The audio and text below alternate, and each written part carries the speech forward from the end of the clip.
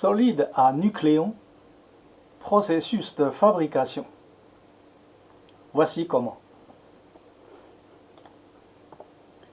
La production du proton Ap. Le proton Ap est aussi appelé proton tout court. La façon la plus simple et la plus économique est la suivante. 1. Utiliser le même principe qu'une centrale nucléaire à fission. 2. La fission d'un noyau atomique produit des neutrons. 3. Les neutrons se transforment en protons Ap et en grand nombre dans les 15 minutes qui suivent leur libération. 4. Le neutron perd facilement le positron du centre pour devenir un proton down.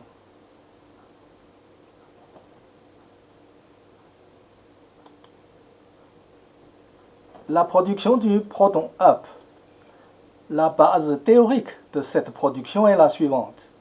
Selon le modèle standard, le neutron se désintègre avec l'équation suivante. N c'est le neutron, égale à P+, c'est le proton avec un signe charge électrique plus un électron, plus un antineutrino et plus gamma, un photon. C'est de l'énergie. Mais la loi de la conservation des matières n'est pas respectée ici. Selon le modèle non standard, ça devrait écrire nu plus n égale à p plus e moins plus nu bar plus gamma. Alors ici, la différence, c'est que pour déclencher la désintégration du neutron, il faut un neutrino. En fait, le neutrino, selon le modèle non standard, c'est d'une charge inerte. Le neutrino est formé d'un positron et d'un électron. Et le quark est constitué de 3 neutrinos.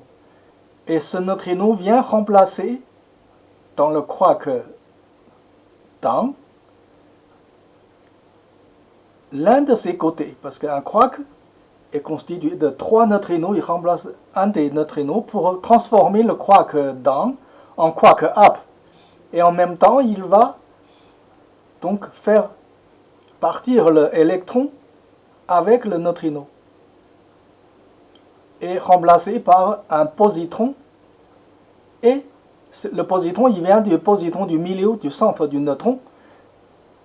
Et le neutrino qui a une énergie plus basse, puisqu'il est devenu un quark up, et bien son énergie est plus basse que le quark down. Et ce qui explique le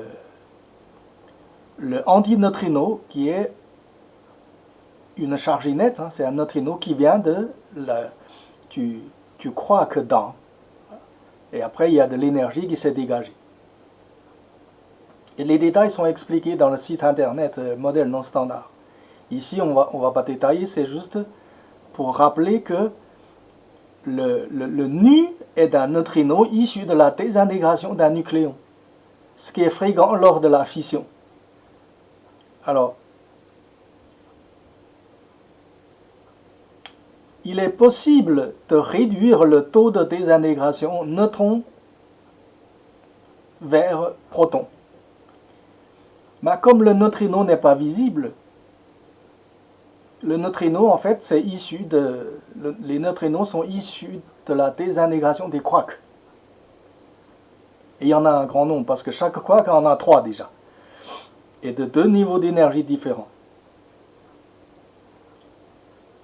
Et comme on ne les voit pas, en plus les neutrinos sont très petits, n'entrent pas en interaction avec les autres matières, ou entrent très peu en interaction avec la matière ordinaire, on va dire. Et c'est pour ça qu'il y en a un peu partout. Surtout dans une centrale nucléaire. Et comme on ne les voit pas, dans les équations, ça n'apparaît pas. Alors, si on fait apparaître, si on veut respecter la loi de la conservation des matières de manière stricte, eh bien, il faut faire intervenir les neutrinos. Et la désintégration des neutrons provient justement de ces neutrinos qui ont une vitesse suffisante pour faire désintégrer un neutron. Alors, si on veut réduire le taux de désintégration, il suffit de trouver un moyen de séparer les neutrons et les neutrinos. Aujourd'hui, c'est difficile parce que les neutrinos, on ne les voit pas. Mais on ne les voit pas, ça ne veut pas dire qu'ils n'existent pas. Mais bon, c'est une autre histoire.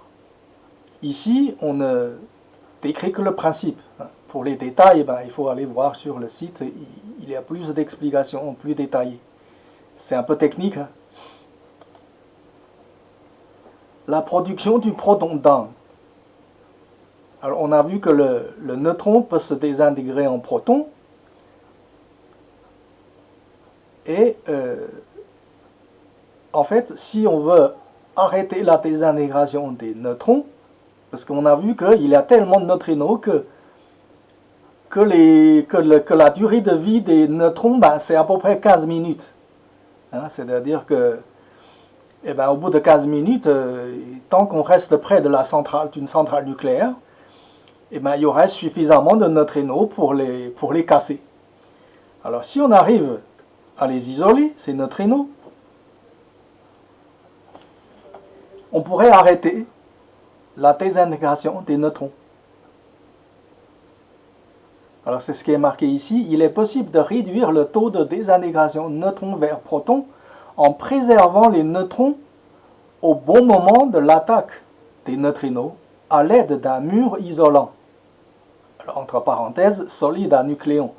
Bon, là on tourne un peu en rond, on cherche à fabriquer un solide à neutrons. Bon, si on avait un solide à neutrons, on pourrait s'en servir pour faire un mur. Et le mur à nucléon, son avantage, c'est que lui, il arrivera à arrêter les neutrinos. Qu'aujourd'hui, on ne sait pas comment arrêter un neutrino.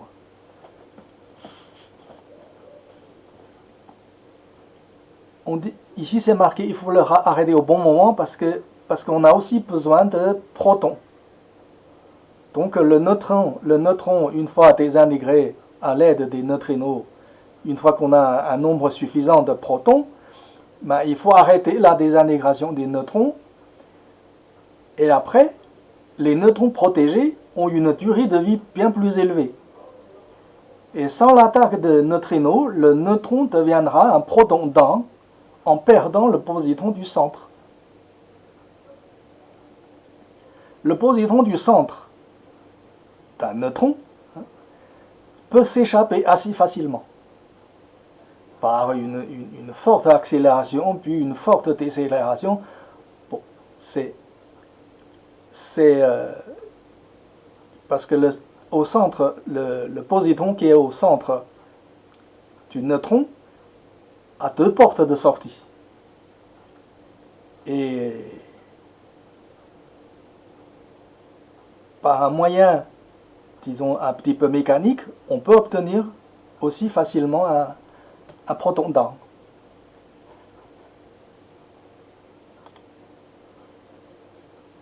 La production du proton dense 2, on a une autre façon de produire le proton dense. C'est ce qui est... Alors, le proton dense peut aussi être obtenu par le procédé suivant. 1. Accélérer un proton à une énergie supérieure à 6 GeV. 2. Projeter ce proton vers un bloc de métal iridium. 3. Sur 5 millions de protons projetés, il y a un proton dense produit. Le proton dense ainsi produit a une grande vitesse, donc une grande énergie. Il faut donc ralentir l'antiproton. Enfin, ici c'est marqué antiproton parce que c'est le procédé qui est utilisé pour obtenir des antiprotons. Alors ça c'est selon le modèle standard, on l'appelle l'antiproton. Mais selon le modèle non standard, ce n'est pas un antiproton, c'est plutôt un proton dense. Parce que entrechoquer un proton et des noyaux de iridium, ce n'est pas logique de produire des antiprotons. Ça, ce n'est pas... Disons que c'est pas convaincant. Ce modèle n'est pas convaincant. Le modèle convaincant, c'est un proton dense. Parce que c'est un proton, c'est comme un proton, c'est une particule qui a une charge négative et qui a à peu près la même masse qu'un proton. Alors le modèle standard conclut que c'est un antiproton. Parce que le modèle standard ne prévoit pas d'autres particules. Tandis que le modèle non standard prévoit un proton d'angle. Et le modèle non standard, d'ailleurs, ne prévoit pas d'antimatière. La seule antimatière, parce que le modèle non standard n'a que deux particules élémentaires, c'est électron, positron. Disons que, grosso modo, hein, il faut voir le site internet pour voir les détails. Il n'y a que positron et électron. Si on peut définir comme antimatière, c'est ça. L'un est positron, l'autre c'est électron. Et bien, normalement, tous ces deux sont considérés comme matière, ce n'est pas des antimatières. Il n'y a pas d'antimatière dans le modèle non standard. Et comme avec positron et électron, on arrive à reconstruire toutes les particules de notre univers, ben, on n'a pas d'autres particules élémentaires. Et c'est ce qui permet de dire que il n'y a pas d'antimatière. Comme le proton d'angle est chargé négativement, il est stocké dans un anneau à champ magnétique. Donc une fois qu'on obtient l'antiproton, ou plutôt c'est plutôt le proton d'angle, hein, on le stocke dans un champ magnétique. Et que si on empêche d'autres particules d'entrer en interaction avec ces protons d'angle, leur durée de vie, en théorie, sont aussi longues que les protons normaux, que les protons AP, protons tout court. Ici, on a une analyse des mécanismes de la deuxième méthode de production de protons d'angle. C'est pour convaincre que ce n'est pas de l'antimatière. Le noyau de l'atome d'iridium a 77 protons et 115 neutrons, c'est une moyenne, le neutron. La collision entre un proton et les atomes d'iridium provoque la brisure d'un noyau d'iridium. La brisure d'un noyau d'iridium, ça libère des protons et des neutrons. Il n'y a pas d'antimatière dedans. Le résultat logique serait un ensemble de protons et de neutrons. Et éventuellement des constituants du nucléon, c'est-à-dire des quarks et des plus petits que le quark, c'est-à-dire des neutrinos. Mais on a aussi une particule ayant une charge électrique négative et une masse proche de celle du proton, c'est ce qu'on a vu tout à l'heure, et nous, on considère que c'est un proton d'angle, ce n'est pas un antiproton. Voilà, de toute façon, le modèle non standard ne prévoit pas d'antimatière. Il est à noter que le taux de production du proton d'angle est plus élevé que ce qui est annoncé. La durée de vie du neutron mesurée avec la méthode de la désintégration en vol, parce que pour mesurer la durée de vie d'un neutron, parce qu'on constate qu'un neutron tout seul, ça ne vit pas longtemps. Parce que les neutrons qu'on étudie, c'est issu d'une centrale nucléaire, et comme ils n'ont pas une durée de vie très élevée, on est contraint de les étudier tout près de la centrale. On ne peut pas trop les déplacer très loin. Et on n'a pas les moyens d'isoler les neutrinos. Du coup, on ne peut pas empêcher les neutrons de se faire casser par les neutrinos. Et la méthode disons que pour mesurer la durée de vie des neutrons, on trouve des différences. C'est 890 secondes, ce qui est supérieur à 880 secondes, qui est la durée de vie de neutrons mesurée par d'autres méthodes. Analyse du mécanisme.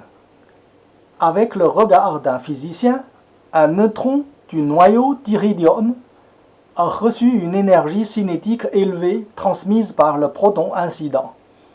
Soit le neutron est cassé en devenant de plus petits éléments quarks ou plus petits, les neutrinos, soit le neutron perd son positron du centre et devient un proton dense. Ceci est pertinent selon le modèle non standard. En effet, le positron du centre n'est pas aussi stable que l'autre positron du quark-up, constituant le neutron. Bon, ça, on a déjà vu. Alors, voici le schéma de casse du neutron. Le neutron, avec 3 quarks autour, il y a 2 quarks dedans, c'est des feuilles, les 2 feuilles vertes, c'est 2 disques vus en 3D. Et ces 2 quarks down, chacun a un électron, et le quark up, qui est celui qui est en bas, et plus un 4e quark induit au milieu qui contient un positron. Et le positron du milieu peut être perdu, donc la flèche donne, en perdant le positron, qui est en rouge, et on obtient un proton down.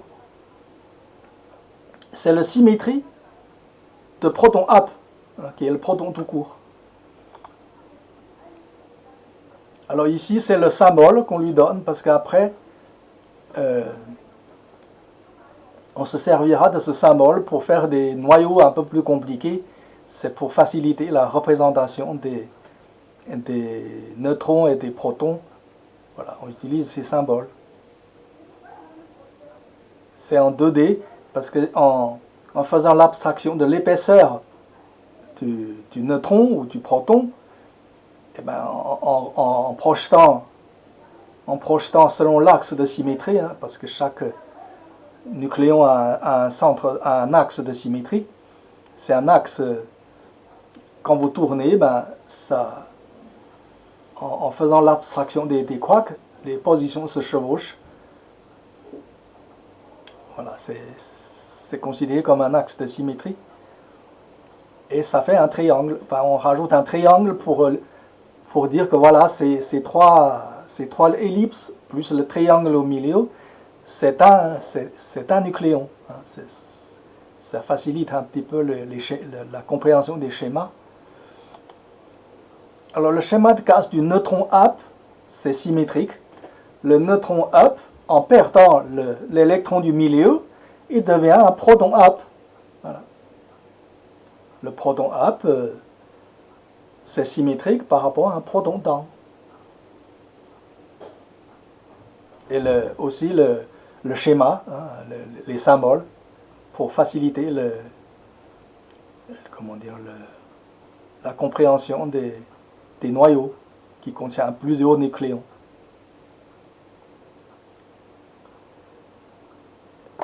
Étape 1 de la fusion de la première protonette. Alors, c'est quoi une protonette? On va voir. Un proton up plus un proton down, flèche, ça donne donc un proton, une protonette. Alors, on appelle une protonette, c'est un peu équivalent à un deutérium.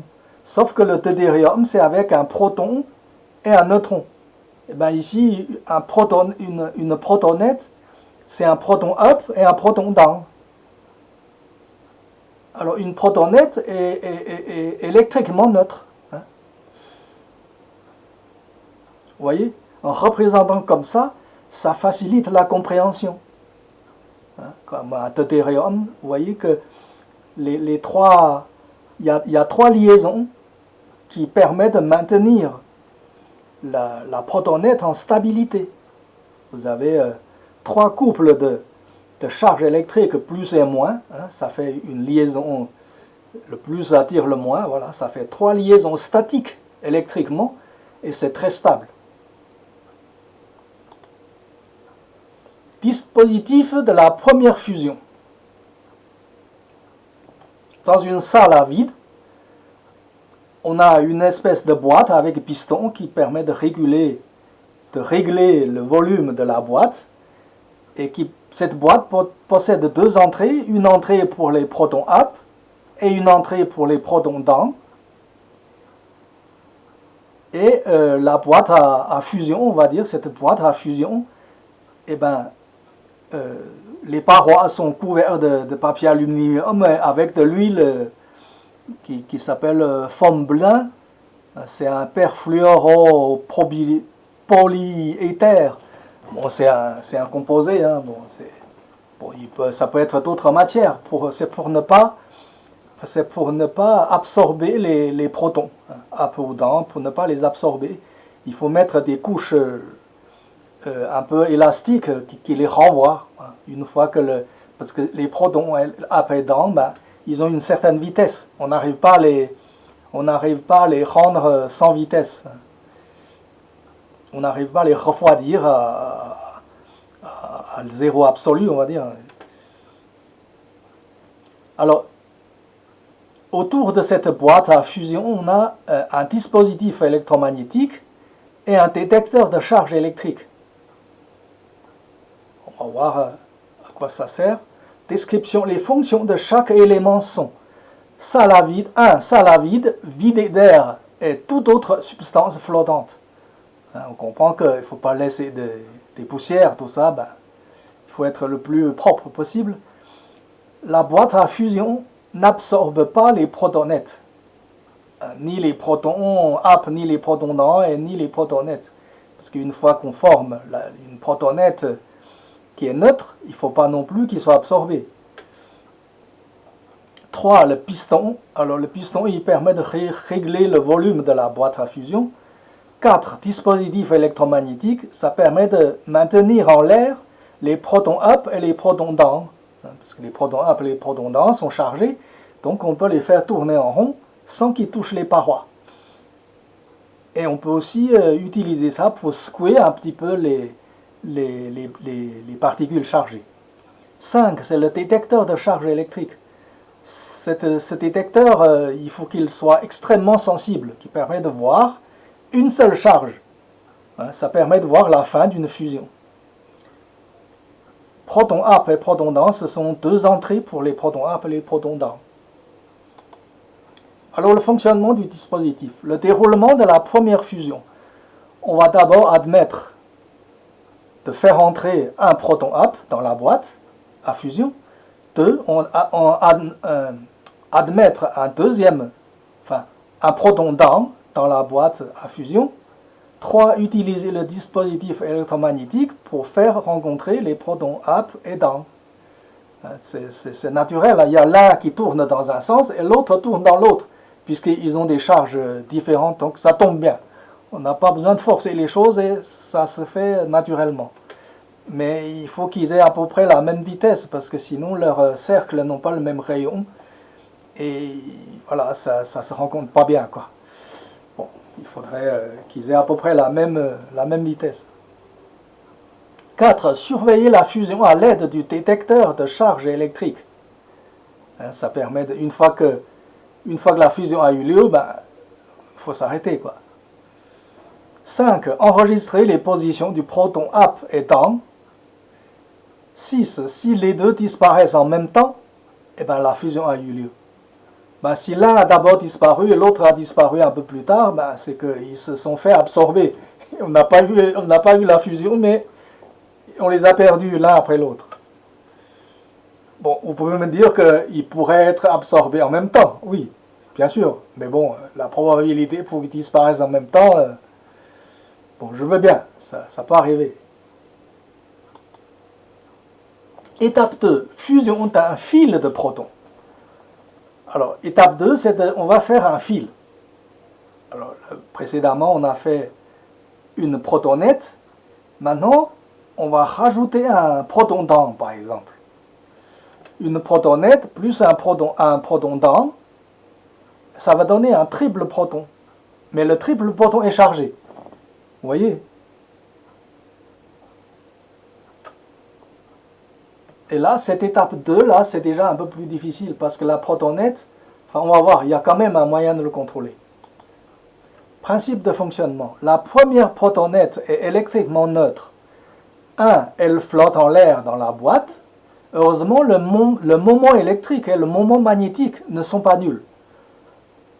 Leur faible valeur rend la détection difficile. Mais c'est quand même possible.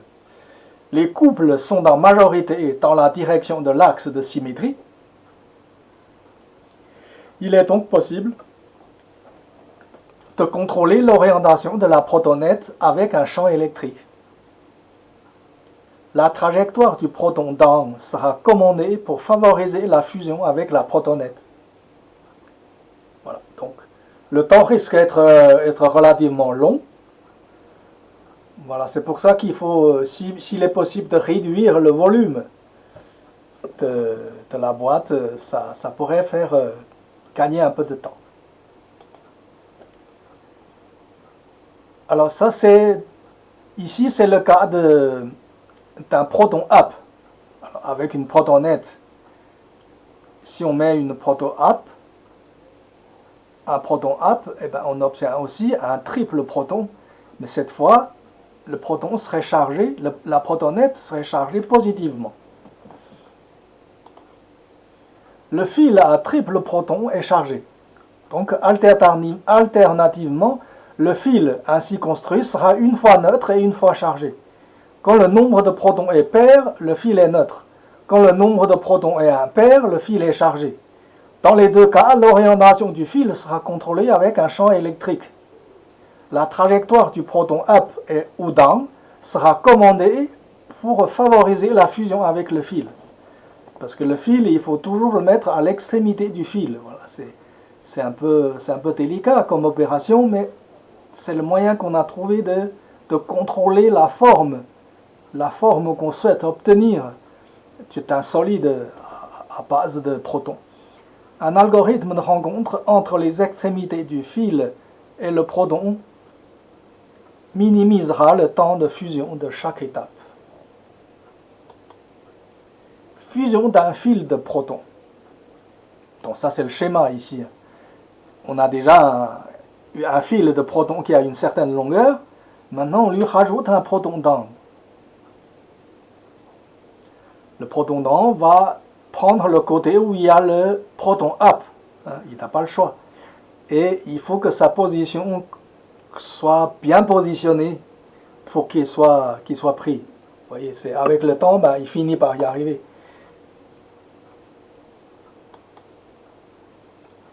L'intégration des fils. Étape 3. Alors une fois qu'on a les fils, en supposant qu'après n un temps assez long, après il faut intégrer les fils. Alors l'intégration des fils est plus facile que leur fabrication. Le seul souci est la longueur des fils qui peut être non unique. C'est-à-dire qu'on a fabriqué un ensemble de fils. Le problème, c'est que ces fils, on aimerait bien qu'ils aient la même longueur, c'est-à-dire le même nombre de paires de protons up et de protons down. Mais il peut y avoir une dispersion. Durant la fabrication des fils, un comptage rigoureux doit être assuré. On fait ce qu'on peut pour assurer la même longueur, mais il y aura toujours une dispersion. Dans un premier temps, un solide cylindrique d'une hauteur d'1 cm et de 10 puissance 12 fils sera assemblé. Notre objectif, dans un premier temps, c'est de fabriquer donc une sorte de cylindre qui a juste une hauteur de 1 cm. L'ambition est modeste, mais bon, c'est pour faire des études de faisabilité, la recherche. Un fil d'1 cm peut être manipulé mécaniquement. Le souci, c'est de le voir, parce que le fil est tellement fin. Alors, le fil devrait réfléchir la lumière comme un miroir. Cela aiderait à repérer et saisir le fil. Ça, je vous laisse imaginer que ça doit être une opération très délicate, parce que le fil est tellement fin que... Dispositif d'intégration. On a imaginé donc dans la même salle à vide, une espèce de table, un bloc de verre spécial traité. On met un papier alu, une nappe dessus avec aussi de l'huile anti-absorption. Et on met les deux fils dessus. Alors ici, les deux fils sont un petit peu agrandis là, pour donner la vue des trois côtés. Et on essaye de les rapprocher. Avec papier alu, on relève les deux côtés pour les faire rouler un petit peu, pour qu'ils se rapprochent. Intégration des fils. Intégration de deux fils. Alors, chaque fil d'un centimètre pèse 4,5 dépouillème 10 puissance moins 14 kg. Bon, c'est relativement léger. Moins 14, bon, ça peut peut-être même flotter en l'air. Enfin, en l'air, mais évidemment c'est dans le vide. Ça pourrait peut-être même flotter. Parce que leur masse est tellement légère que les deux fils seront déposés sur un papier aluminium qui est sur une table en verre. Alors, on espère que ils ont quand même une certaine petite masse et ça finit par quand même poser, on peut le poser dessus pour pouvoir les manipuler. Parce que s'ils flottent en l'air, n'arrêtent pas de bouger, pour les saisir, c'est déjà plus difficile. À l'aide du papier aluminium, rapprochez les deux fils. Il faut veiller à ce que leurs extrémités soient alignées. Ah ben ça déjà, c'est déjà difficile parce que c'est la précision atomique. Mais bon, c'est pas grave. Dans un premier temps, même si on n'arrive pas à aligner de manière très précise, c'est pas grave. Pour faire une étude dans un premier temps, c'est pas très grave. Si les deux fils ne se collent pas, il faut faire changer de côté d'un fil. Hein, comme c'est triangulaire, si ça ne colle pas avec la face qui se touche, ben, il faut tourner un des fils pour changer de face, tout en gardant l'autre fil à changer. Et recommencer le rapprochement. 6. Au pire, 3 essais suffisent pour coller les deux fils. En théorie, eh ben, il y a une face qui doit concorder parfaitement avec l'autre fil. Une fois que les deux faces sont comment dire, symétriques, hein, et ben les charges électriques et les charges moins vont s'attirer naturellement, et même s'ils sont en léger décalage, et ben leur attraction, hein, la force attractive va les bien positionner ensemble, et c'est clac. Mais bon, une fois qu'ils sont assez près, c'est clac, quoi. L'intégration des fils. Alors l'intégration des fils suivants. Chaque nouveau fil à intégrer sera traité comme précédemment. Donc le résultat, on va l'appeler un rouleau. Sur le rouleau précédemment obtenu, choisir une place à laquelle le nouveau fil sera intégré. Parce que même le rouleau obtenu, ben, il a des dates arrêtes. Alors prenons le cas de deux fils, et comme chaque fil a 3 faces, et ben, une fois collés ensemble, et ben, là on a 4 faces. Enfin, 4 faces disponibles. Vous voyez, donc, mais lui, chaque fois on choisit une de ces 4 faces et on approche l'autre fil. Et si ça colle, ça tout va bien. Si ça colle pas, ben, on change de côté. Et au pire, 3 fois après, on finit par coller le troisième fil. Voilà. Et une fois la troisième fil est collée, ben, maintenant, on a encore, tout à l'heure c'est 4 faces, maintenant on a 6 faces. Vous voyez? C'est pas un hexagone, les faces, la projection, la coupe de section. Mais vous voyez, c'est par rapport à la position, ben, parce qu'il y a des arêtes, quoi. Il y a des arêtes, des angles, et par rapport à l'angle, ben, on a quand même de plus en plus de facettes. On peut l'appeler ça une facette. Donc vous voyez, l'intégration de fils ben, offre de plus en plus de possibilités. Mais quelle que soit la facette, il suffit de tourner le nouveau fil de 3 fois et il trouvera la bonne facette pour être collé au cylindre. Le résultat obtenu. En admettant que des mois ou des années après, on a réussi à obtenir notre cylindre. Le cylindre ainsi obtenu a les caractéristiques suivantes. 1. L'épaisseur d'un proton est de 0,3 dépouillème en 10 puissance moins 15 mètres. 2. 1 cm nécessite Donc 2,7 10 puissance 13 protons. Hein, ça se calcule. Hein. 1 cm divisé par 0,36, 10 puissance moins 15, on obtient donc 2,7 10 puissance 13 protons. Et la masse d'un tel proton, la masse d'un proton est de 1,6 10 puissance moins 27 kg. Donc on peut calculer la masse. Donc la masse d'un fil d'un centimètre est de 4,59 10 puissance moins 14 kg. Bon, c'est encore relativement faible, moins 14 kg. Donc c'est pas moins 14, c'est... Attends. Un fil, si. La masse d'un fil, voilà. D'un seul fil, c'est moins 14 kg. On a déjà calculé tout à l'heure. Une nappe d'un centimètre, c'est-à-dire, on imagine qu'en faisant le cylindre, on fait qu'un seul côté.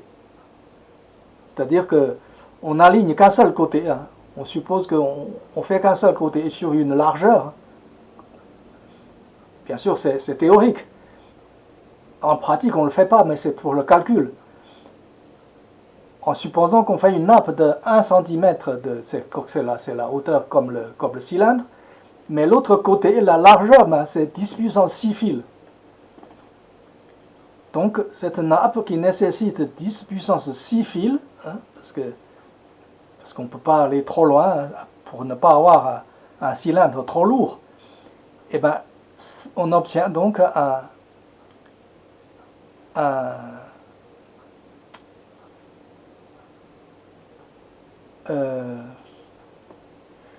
c'est une nappe. Je n'ai pas calculé la valeur.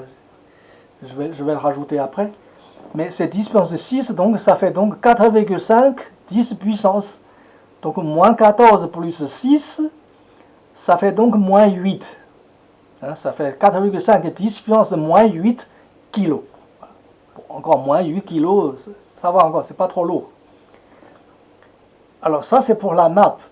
Maintenant on va rajouter en épaisseur. Donc la masse d'un tasseau.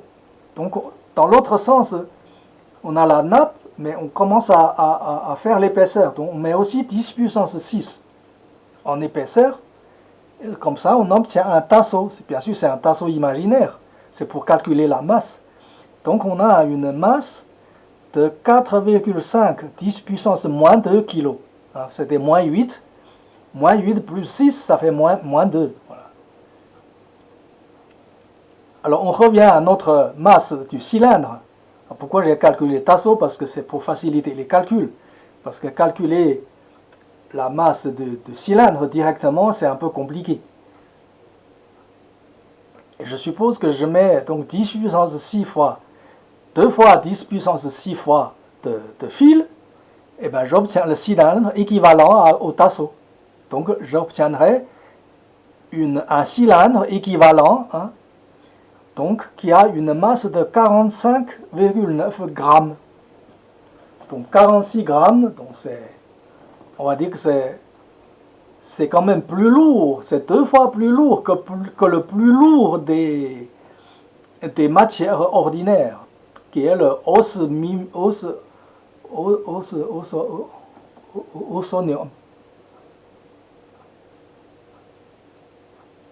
Osminium, quelque chose comme ça. Enfin, c'est le métal le plus lourd.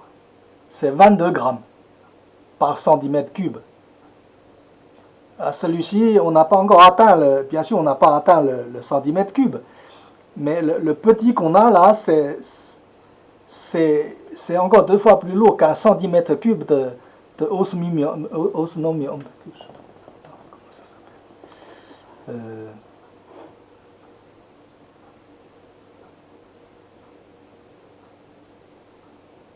c'est le osmium. Osmium, voilà. C'est le métal, c'est osmium.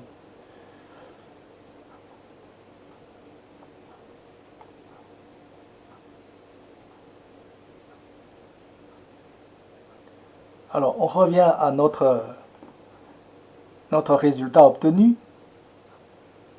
Si on arrive à avoir un petit cylindre de 45 grammes, pour faire des études, hein, pour les besoins de la recherche, ce sera déjà pas mal. Ce sera déjà notre premier objectif de fabriquer un cylindre de 1 cm et avec 2 fois 10 puissance 6 fois 10 puissance 6, 10 puissance 6 fois 10 puissance 6 fils. Vous voyez, c'est quand même c'est 1 million de fois de millions de fils. C'est quand même beaucoup.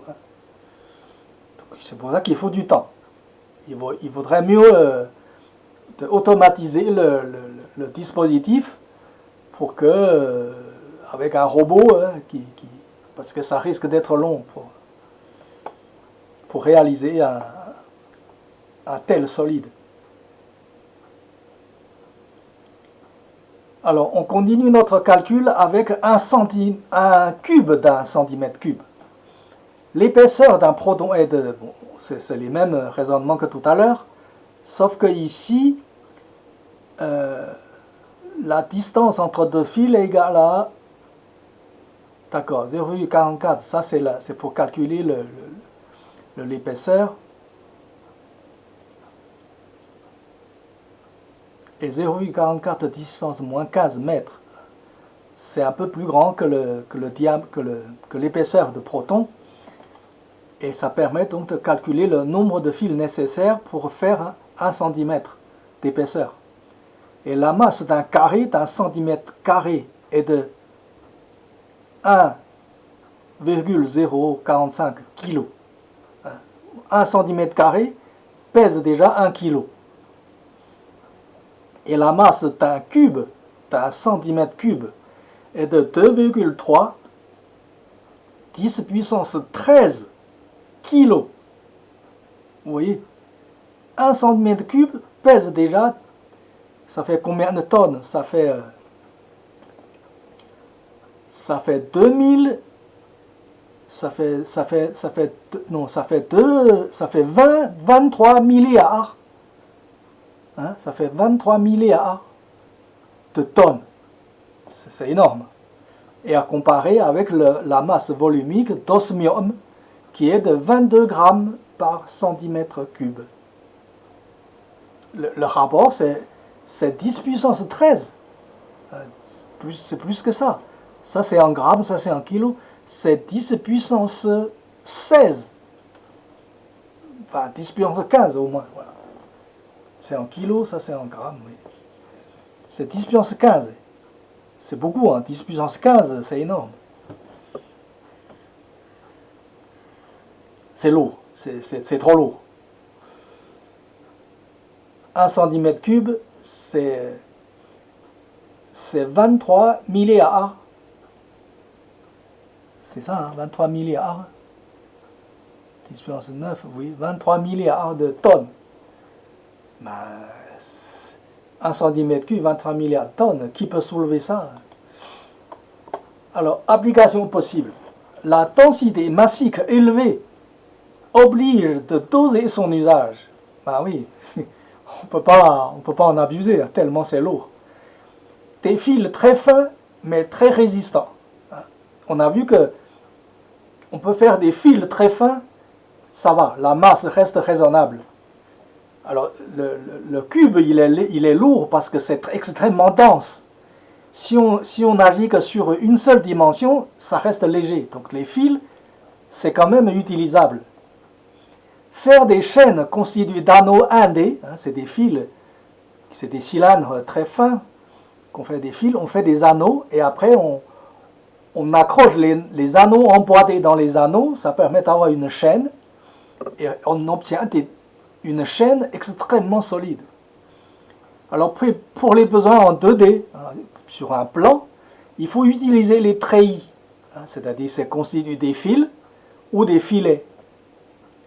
Par exemple, la tête d'un forêt, pour la perceuse, on peut mettre, c'est une sorte de treillis, pour ne pas que ce soit trop lourd. Ou une balle, on n'est pas obligé de faire en plein, mais c'est suffisant pour que ce soit solide. Le fil du couteau, par exemple, la lame, rien que la partie de la lame, couverte d'un petit filet incrusté, et ça permet de rendre le couteau indestructible, etc. Vous voyez, il y a quand même des applications, malgré la densité très élevée. Hein, pour un bon ingénieur, il peut toujours faire bon usage, hein, et obtenir des outils qui ont des propriétés extraordinaires. 4. Pour le besoin en étanchéité. Alors là, il faut supporter la masse. Là, on n'a pas le choix. Il faut faire des nappes, hein, ou des feuilles, hein, de 1 à 6 kg par centimètre carré. Bon, 6 kg par centimètre carré, on va dire que ça dépend des besoins, ça reste quand même encore supportable. Par exemple, le vaisseau spatial, le mur anti-radiation, etc. On est capable de supporter un tel poids par rapport au gain que ça apporte, ça vaut le coup. Hein.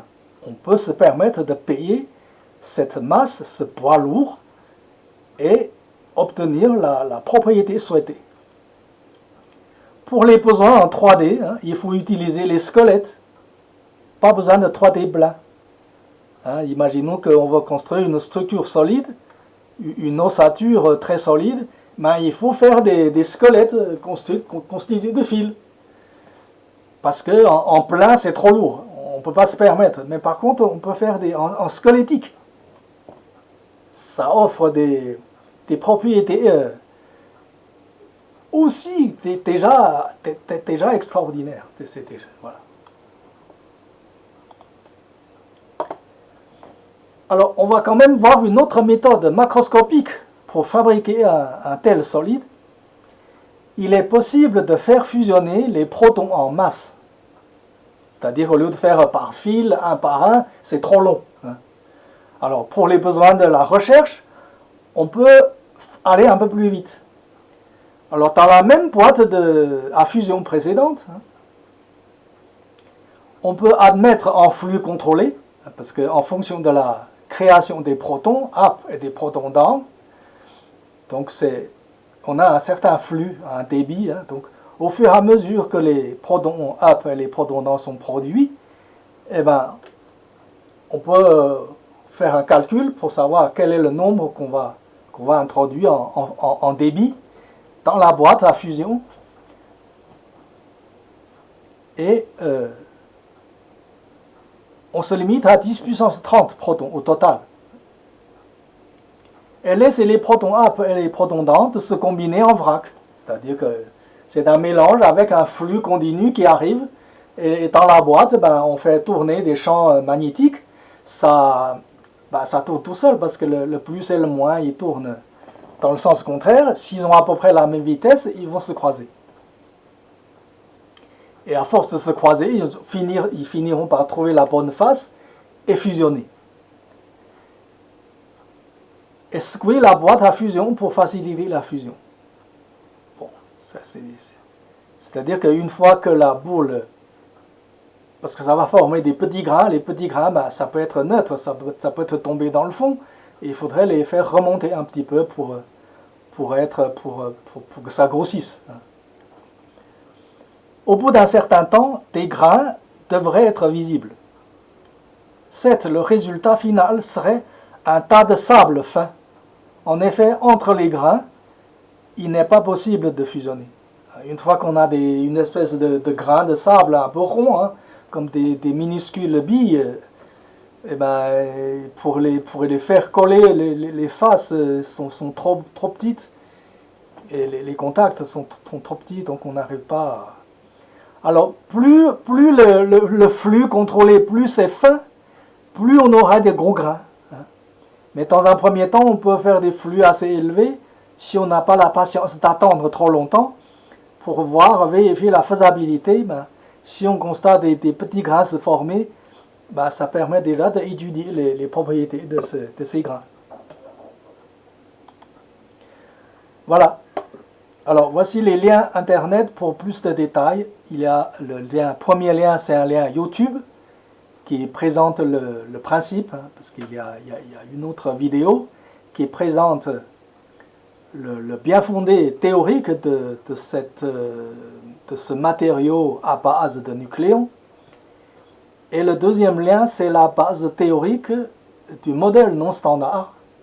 Et le troisième lien, c'est un miroir du précédent.